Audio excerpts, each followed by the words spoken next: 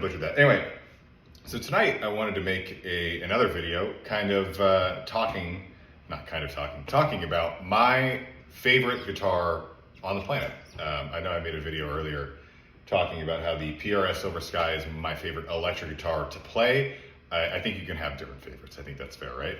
This is my favorite guitar ever, all encompassing, and probably my favorite material possession ever. Like, I don't think that, like, I really, try not to be too tied to that, right? But like, if I lost this guitar or something, knock on wood, it's not gonna happen. I'd be devastated. This is really, I love this thing, and so it's my Martin OM28-JM number 255. So it's the original JM signature Martin, and I feel really lucky to have one of these. To me, it's the best playing, best sounding acoustic guitar that I've ever kind of been around, and I just can't imagine a guitar getting better. I just feel so fortunate to have this, and I thought I would tell you my story with it and how I got it, what I use it for, other comparable guitars that I've tried to find that didn't really kind of meet the need. Anyway, so as far as where I found it and how I got it, I'm sure you guys have maybe seen, if you're in this kind of guitar community, the OM28-JM Owners Club Instagram page. So the owner of that page, Tyler, is who I bought this guitar from. He's become a good friend of mine. And I kind of had an interest in finding it. I didn't really know a lot about guitars. I had bought this when I had only been playing guitar for like a year or two.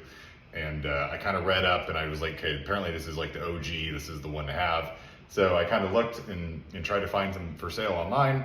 And I don't think at the time there were any. This was early 2019, and or maybe it was 2020, 2019. It's been about 5 years, and I messaged Tyler, and I was like, hey, I'm looking for this. Do you have any advice as far as finding one? He's like, actually, I have two, and I'd be willing to sell one for the right price. And I'm like, oh, what does that mean? I'm sure the right price is not going to be a good price for me, but we came to a deal, and he shipped me the guitar, and I got it, and I wouldn't say I was disappointed. I don't think it's possibly disappointed with this guitar, but I just didn't play it. It kind of just sat in my closet in my bedroom, and I never really kind of made friends with it until I went on a weekend trip, and I was like, I'm gonna bring a guitar. I haven't played this thing in like a couple months. I should probably bring it and try to like get to know it and play it. And after that, it became my number one playing guitar that I played every day. It just took some time to kind of get used to. I had it at the time an OM-JM, or at least the one I was playing the most was an OM-JM and an OM42. And the OM42 was like, it continued to be my favorite guitar, which I still love. The OM42, in my opinion, is one of the best acoustic guitars you can get, sound-wise. It's just phenomenal. And so I just kept playing that one, and then this one kind of came into the rotation after that, and then since it's the one I play the most. It's just has the best feeling neck. I love the sound. I think all OM guitars are supposed to be really, you're supposed to be able to play everything, right? But this thing just has all the high end, all the low end. It has the high end of like a parlor guitar. I'll make a video. I have a couple Stagecoach John Mayer signature Martins, and it has that same really, you're not gonna be able to hear it on an iPhone mic, but it has that same really crisp, kind of crystally high end, but it has the bass of a dreadnought guitar, which is so cool. But it has the thing with this guitar that sets it apart, I think, is even from the OM-JM, that I haven't been able to find another guitar that replicates it, is the mid punch, the punchiness of the mids on this guitar. If I hear it, I've even tried on YouTube, like blind test, I can make out this guitar every time. It just has, I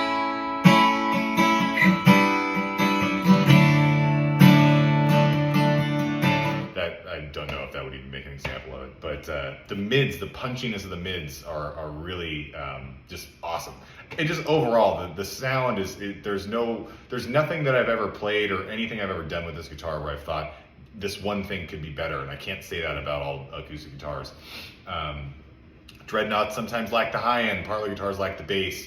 There's certain things that don't work on all guitars. This guitar can just really handle anything you throw at it.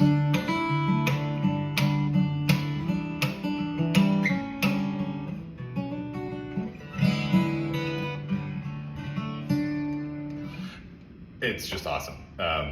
And I don't mean when I play things on it that I'm supposed to say, look how good of a player I am. I'm just trying to at least demonstrate it a little bit. But Yeah, so as far as playing and sound, it's awesome. I think another thing that makes it so interesting to me is this kind of cultural phenomenon that's happened with it and the kind of the market for these guitars. And so many of the John Mayer signature stuff is so there's such a high demand for it. It's so interesting for me to watch the market kind of evolve with these. I mean, I remember talking to Tyler, 4 or 5 years ago, and there still weren't many for sale, but they would come up, and they were expensive then, and they would kind of sit, right, and they wouldn't really sell.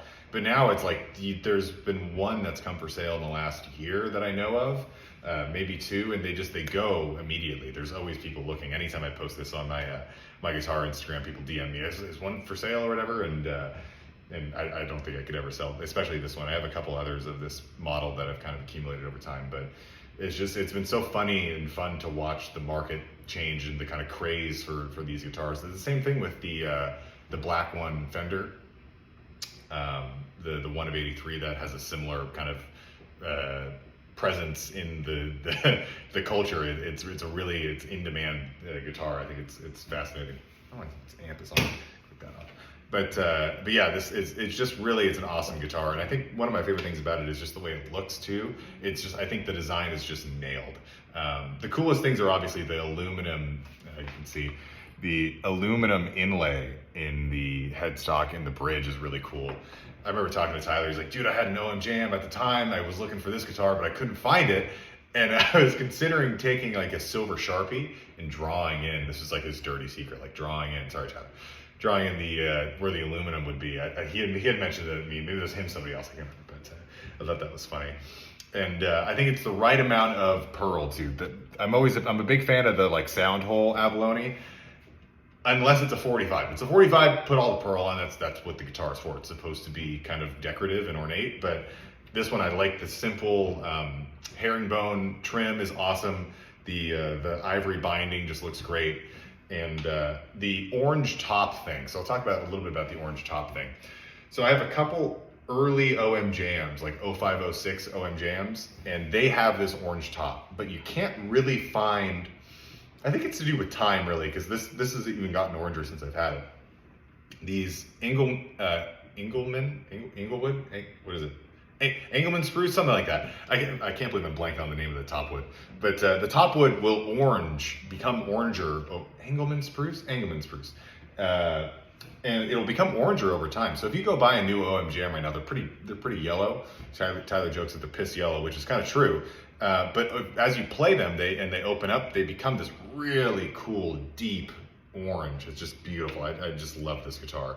And that on this guitar for me is like, okay, that's a desirable thing. Like I would want all mine to be orange. I had one that was kind of yellow just because it was never really played. The guitar was like brand new, this model. And as I played it a little bit more, it became oranger. But on this one, you want like an orange top, right? But on the Stagecoach ones, the white top, having a whiter top is what I would consider to be like more desirable. Because those ones, they become orange really fast. My 42 Stagecoach, when I bought it, it was pretty white, and it's oranged really quick as it gets exposed to the sun and being outside the case and stuff like that. But my 45 I don't play as much, and it's still pretty white staying in the case. I think it's so interesting to watch how guitars age differently. But anyway, this thing is just...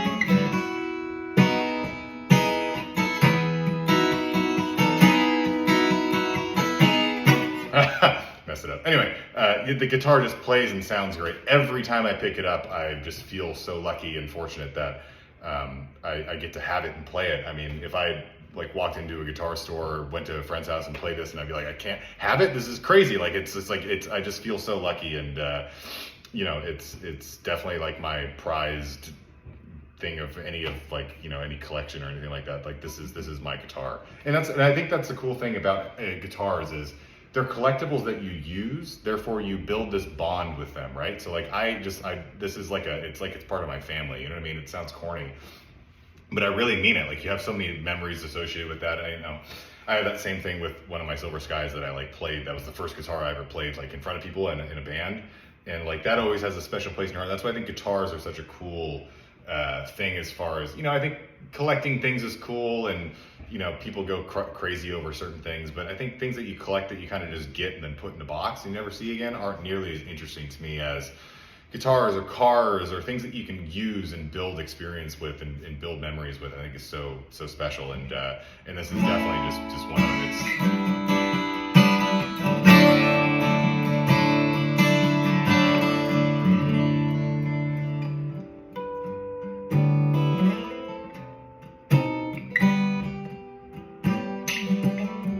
That's a fingerpick song, but yeah, I love this thing. I just thought I'd make a video on it because there's not really many videos out there of people talking about it. There's a great one of this guy in Japan playing. He is a phenomenal player. I would never try to make a video of this guitar strictly on playing. I just don't offer that like that guy does. I can maybe link it in the description. It's awesome, but there's not a lot of like owners talking about it and like their experience with it and things like that. But I love it. It's great. If you have any questions, just leave a comment and I'll try to get to it. Thanks so much. Appreciate it.